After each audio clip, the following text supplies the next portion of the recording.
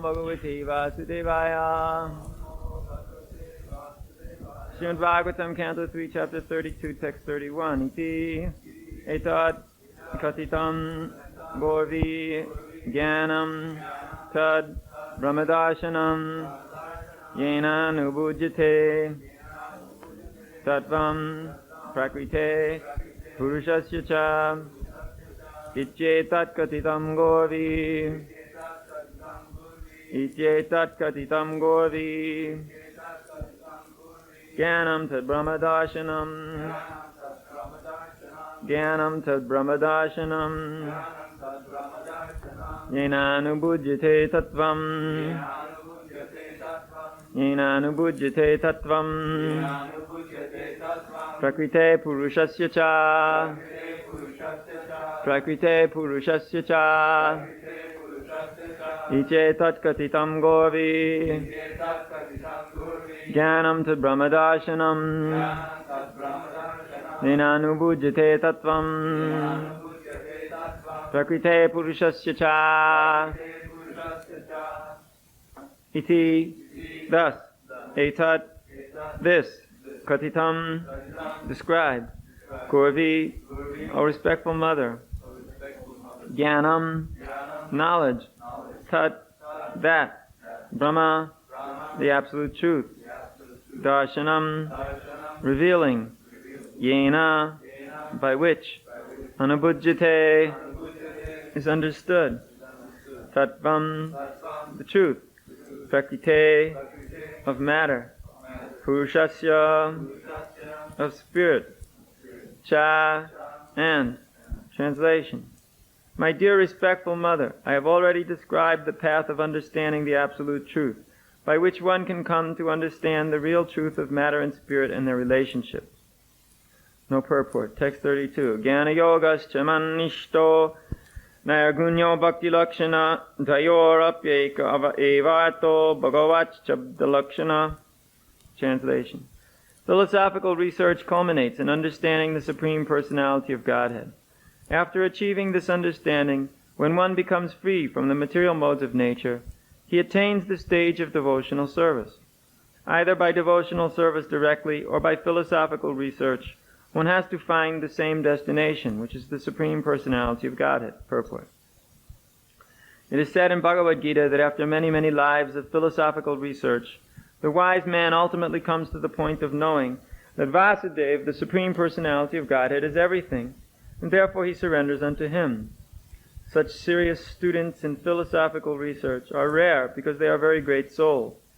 If by philosophical research one cannot come to the point of understanding the Supreme Person, then his task is not finished. His search and knowledge is still to be continued until he comes to the point of understanding the Supreme Lord in devotional service. The opportunity for direct touch with the Supreme Personality of Godhead is given in Bhagavad Gita, where it is also said that those who take to other processes, namely the processes of philosophical speculation and mystic yogic practice, have much trouble. After many, many years of such trouble, a yogi or wise philosopher may come to him, but his path is very troublesome, whereas the path of devotional service is easy for everyone.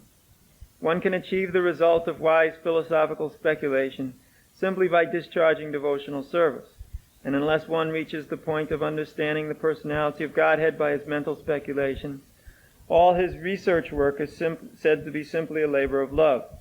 The ultimate destination of the wise philosopher is to merge in the impersonal Brahman, but that Brahman is the effulgence of the Supreme Person.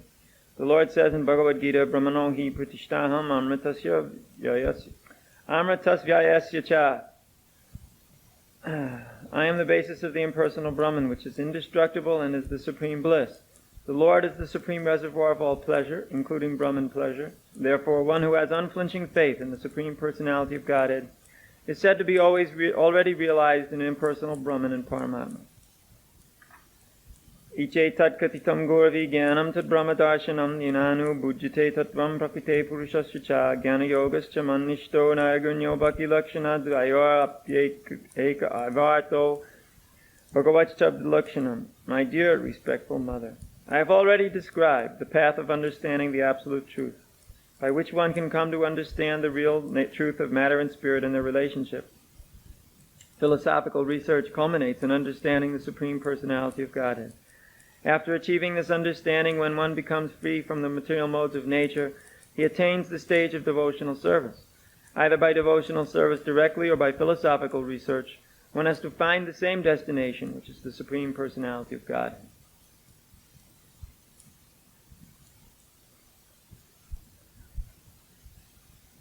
So when one is very much attracted to austerities, one may come to the platform of practicing yoga, which is very much in tune with austerity. Austerity means specifically negation of the bodily desires for the sake of attaining some higher purpose or goal. But we have seen it very rare, especially nowadays, that anybody will engage in any form of austerity unless they get a fruitive result from it.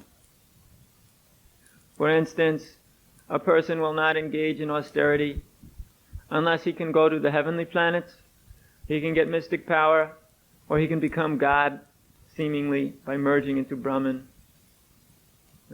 This illusory concept. So, if there's a fruitive result involved, and all of these things are fruitive results, then at that time, that person is interested in doing austerity. But if there's no fruitive result involved, then one does not want to do any austerity. One likes to do austerity only so long as he gets something out of it. But devotional service is a very nice process because it doesn't require austerity like that. You can do it even while engaged in or within the society at large. That is what the beauty of devotional service is. You can engage yourself in devotional service while living within the Varnashram society. You may be a brahmachari, grihastha, vanaprastha, sannyas, or Sudra, Vaishya, Kshatriya, or Brahmana. It doesn't matter. Devotional service can be performed by you. It doesn't matter if you live in a temple, near a temple, or outside a temple. In fact, you can do devotional service. Now, this is of course not our general preaching, because how many people who live outside the temple do devotional service? Very few, if any. But when you are in contact with the temple, then you've got the possibility to think about Krishna, to perform service for Krishna. In fact, there are many things we can do for Krishna, and therefore these things are given to you to do. So just coming in contact with the temple means you have come in contact with devotional service. But in fact, the process may be performed by anywhere at any time. Now, the problem is, in this age of Kali, people are so fallen and people are so foolish that they can't perform devotional service unless it's pushed on them by some very strong pressure. No. Therefore, we find the difficulty. In the modern society, it is not very well suited for devotional service. Whereas here, it is suited for devotional service. But there must be this balance. Unless there's this proper balance between the material necessities of life and the spiritual necessities of life, nobody can do devotional service for a long time. Therefore, it is essential that we somehow or another get to this balance condition, which is the Varnashram condition. Therefore, one won't feel the pain of austerity, because there's no fruitive result involved. When you perform devotional service, there's no fruitive result. Therefore, nobody likes to take up the pain of austerity. So therefore, we say, all right, don't take up austerity like that. One may be situated comfortably within the material world, but he should utilize his activities in devotional service. This way, he will survive. Now, this very obvious and seemingly harmless concept, which is actually the whole basis of the strength of devotional service in the age of Kali. In the age of Kali, this process is the only practical one, is highly revolutionary. Because what we are saying is, you may actually balance your material needs and serve Krishna at the same time. This is highly revolutionary. It is not necessary that one take up very severe tapasyas or austerities, because no one's going to do it anyway. And it is not even certain whether, even if they could do it, this would be the process. In any case, it's not the process. The process is to serve Krishna. That will also imply austerity, but of another variety, a very less painless, a very less painful, a much more painless variety. Yeah. That variety of devotional service is, once one is situated, he should use his time, his energy, his intelligence in serving Krishna, that's all. He should just do whatever is necessary for satisfying the Supreme. And anybody can do. Just like, in fact, people within the material world all have to maintain themselves anyway. They all have to get up early and go to work, make some money. If in devotional service we are also trying to raise some funds in order to support ourselves, is that something big austerity?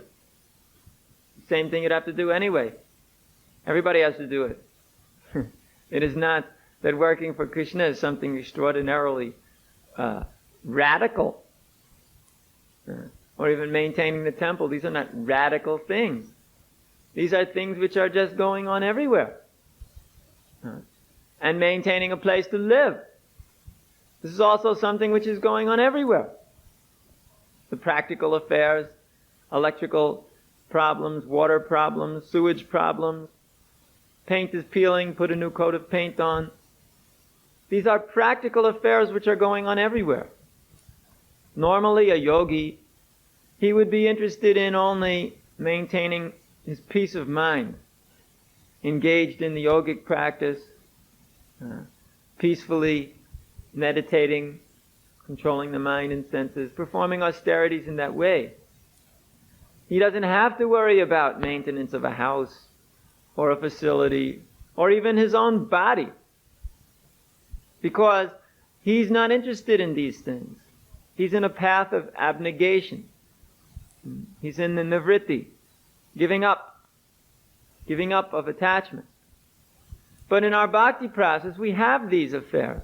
That is the proof that we are not in the process of just giving up. But giving up is there. You must, of course, when we speak of giving up, we do not mean our regulative principles. These regulative principles simply bring one to the platform of human life. This is nothing spiritual. There are even many animals who follow our regulative principles better than us. So, we are not talking about regulative principle. This is just simply human life. This is just to distinguish the human being from the animal, that's all. But our austerity, we're talking about 16 rounds a day.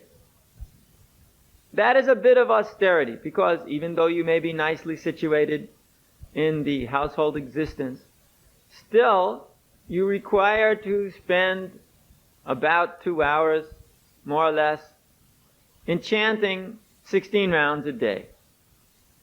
That everybody has to do. That's austerity. Rising early, bathing, coming to the program. This is our austerity. These are the basic minimum requirements which we are performing. These are austerity. And then we work all day for Krishna. However, we're not saying work all day in the cold without a coat on.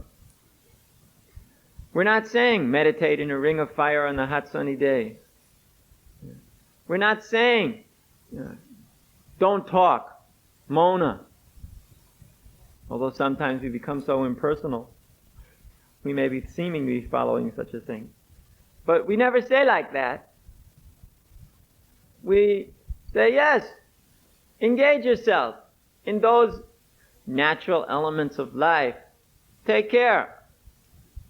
Don't become overly sick. This is not good. One becomes weak in body, then weak in mind. He becomes useless. Don't waste your time in struggling with the material nature just to perform some artificial austerity, but act within Krishna consciousness and do things which are necessary for the advancement of the Krishna consciousness movement. And it will be a comfortable form of austerity. It is not that even when you go and you perform Sankirtan, that one is uncomfortable. It's not uncomfortable. It is comfortable.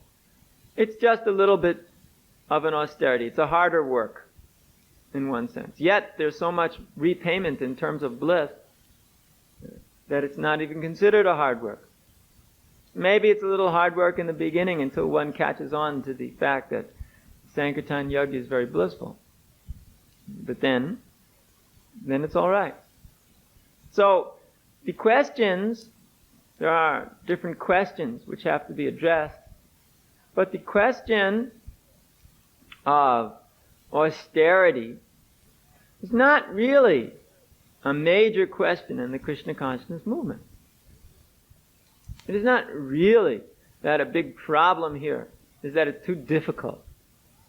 It's quite easy. In fact, some persons who are various forms of yogis, they may wonder how easy it is that you can become or you can engage in bhakti process. Therefore, the Mayavadis do not accept bhakti. They think it is something which is sentimental, because the bhakti process is easy to perform. They think if it's easy to perform, it's sentimental. And it includes things which are downright sense gratification. Eating prasadam, chanting and singing and dancing. These things, from the Mayavadi's point of view, are just simply downright sense gratification, and are to be rejected by the dry students of the Vedantic philosophy. They say only those who are sentimentalists, they are simply engaged in chanting and dancing and singing. In fact, they don't know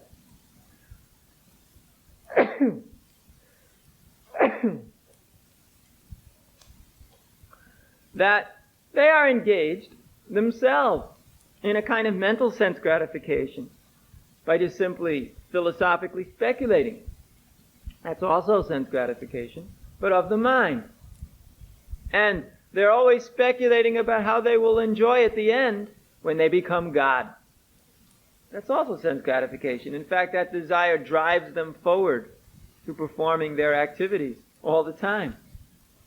They're driven forward by that fruitive result.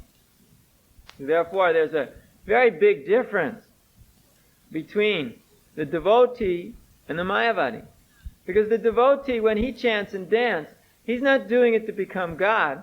He's doing it to serve Krishna and become more pure so he may love Krishna more. In this way, he's not doing it for himself. Therefore, it's not sense gratification. He's doing it for Krishna. But of course, it also pleases the senses. Therefore, it's understood to be very special activity. Whereas the Mayavadi is pleasing his mind by speculating, but his goal is only to please himself at the end, by becoming one. So in fact, he's performing sense gratification. So, in fact, we can understand devotional service as very sublime. It's sublime because it is not painful. It is the most wonderful medicine wrapped up in a package that is not at all painful. Just like we have some medicines, they taste terrible, but they put them in some capsule or something like this so you can swallow it and not taste it. Terrible tasting. If you were to eat it, you just scream, run out of the room, wash your mouth with soap or something. You couldn't tolerate it. But in that form, it's all right. Now, of course, devotional service is not like that. But to our tongue, it is like that. Because of having a jaundiced tongue, even the sugar tastes bad. For he who has jaundice, sugar tastes terrible. If you've really got heavy jaundice, then the sugar itself, the sweet thing, tastes miserable. I personally had this experience in the deepest days of jaundice experience. Trying to take some sugar water, practically it was horrifying. Tasted just like stool water.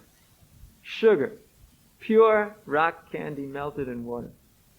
This is because of the severe disturbances which come in the body by the disturbance of the bile. And thus even that which is very sweet seems bad. Here is a very good example which is given in the Shastras to explain how this extraordinary phenomena occurs of something which is the sweetest tasting horrible. That is why the materialists, they can't understand devotional service or the sweetness of it. Because for them, it just tastes horrible. Why? Because they're diseased, that's all. Not because devotional service itself tastes bad. After all, who could object to devotional service? There's nothing in the devotional process which is objectionable. In fact, all the activities of the material existence that one would anyway perform for 90% of the day are there. Of course, the sinful activities are not there. But without considering the sinful activities, the same basic activities are there. There's not a difference. How can you object? It's just that we do other things too. And it doesn't take that long. 3-4 hours more a day, our devotional programs. Who can really object if you have at least a little sincerity? It's not at all bad. But the materialist, because he has so many desires, unlimited desires in the heart, he cannot balance this whole thing. He cannot understand how he can get any benefit out of this devotional process. For him, he simply thinks that this means giving up all my sinful activities, which I'm very attached to. Therefore, for him, the whole thing is very painful. Extremely painful. Therefore, he doesn't want to accept devotional service. It's too painful. Very, very hard in the heart. In fact, this devotional process is easy. But when one is in Maya, it seems so difficult. Therefore, the process means you have to have a little bit of mercy to start it. It doesn't just start automatically. You've got to get the mercy, just to start. And that starting will come by the mercy of spiritual master and Krishna, who can implant within the heart the seed of bhakti, and then the process will begin. But it is up to you to keep it going, in fact, because ultimately no one's going to be as concerned about you as you are. In this world, nobody cares about anybody. Mainly they all care about themselves. And if they care about somebody else, it's only by way of pleasing themselves. That is the problem. And it frustrates a lot of people. Because we want to be loved. We want to love others. And in fact, most people do like that when they're younger. In the early days, they're very loving, at least to a certain extent. They will love others. They will want to be loved. But they get experience. You're nice to somebody, and he steps on your face. Then again, the same thing happens. You're nice to somebody, they step on your face. And in this way it goes on, until one, as he grows older, becomes an embittered, sarcastic, cynical person, like everybody in Kali Yuga.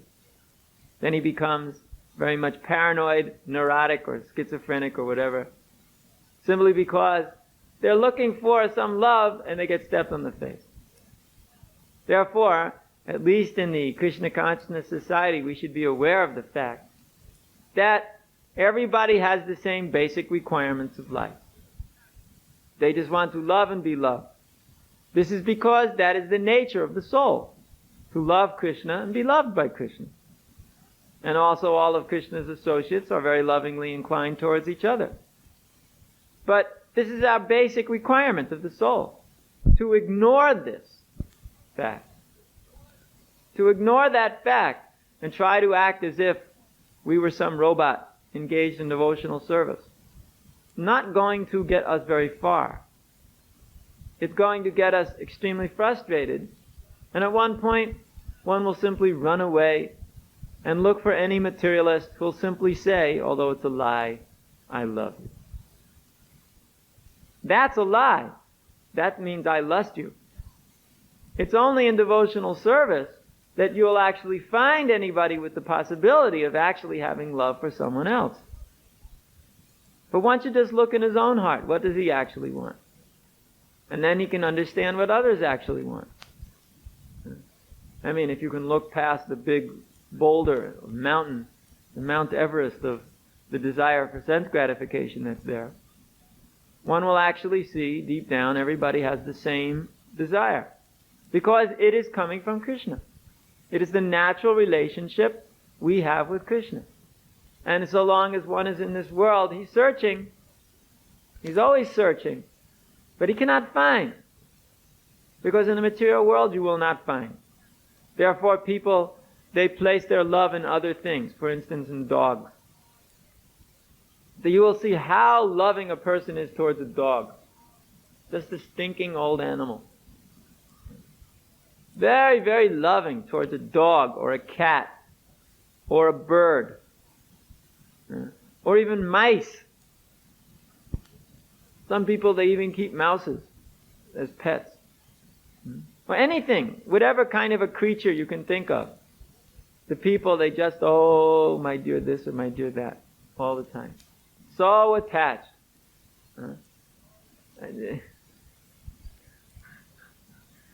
I mean, anyway, there are a million examples. No need to get into it. So, why? Because these creatures, they become dependent. That's why everybody loves babies. Therefore, it's a big urge. We've got to have babies. Why? Because babies don't talk back to you. Babies don't step on your face. Babies don't kick you in the teeth. They just say, give me this, give me that. And when you give that to them, they're very happy. They love you. Therefore, everybody likes babies. Because they make us feel as if there's such a thing as love. That's of course true, but that's also lust. There's also the material body. But we're so starving for some love of Krishna that we think, yes, this is the way. This is the means by which we can experience that which we want. In fact, one should understand what real love is. And he should reach out for Krishna. And if you love Krishna, automatically you will love Krishna's parts and parcels. It's not possible to artificially just have love for this one, that one, that one, this one. You must have love for Krishna. Krishna will love you. Automatically.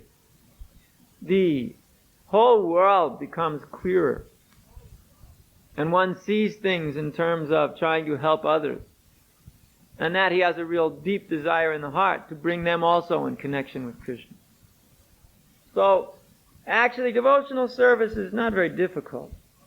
But it does require that one have a bit of a spiritual vision of things.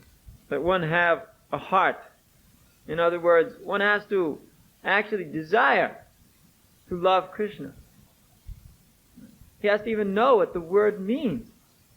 Sometimes if you say it, you feel guilty in certain audiences. Like you've said a bad word. In some audiences, people become so disturbed if they hear anybody even say the word love. They can't handle it.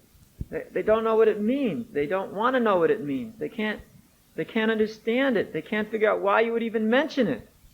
And then they start thinking, what's his motive behind it? The simple basic thing of Krishna consciousness. We become all frightened. Why? Because, I'll tell you why. As soon as you say love, it means somebody else. And somebody else means you can't be an Mayavadi anymore. You can't be an impersonalist. You can't hide behind a shield of no identity, of voidism, of merge. You can't love anybody in the merge. When you are merged into the oneness of forgetfulness of relationship with Krishna. You cannot think about this. Or if you think about it, one thinks about it only in terms of some woman thinks of a man, one man thinks of a woman. In that way, they figure out how to satisfy their lusty desires too. But that's not what we're talking about here. We're talking about that real thing, which is there in relationship with Krishna, and which can help us expand our love for all other persons. So, this is the basic goal and whole principle of Krishna consciousness. And we have to manifest that too, by being kind towards others, trying to help people as much as we can, not creating artificial enmity or friendship on the basis of the body, but seeing all beings equally and relating with them in whatever way is required to help them become Krishna conscious. Being impartial in that regard. So this is very important. And if we can somehow develop these qualities, we can somehow develop this understanding, we'll become very peaceful within ourselves, and others will become more satisfied, and things will go on a little better. So we should try like that, and then we'll be able to make some advancement. All right, Harikesa.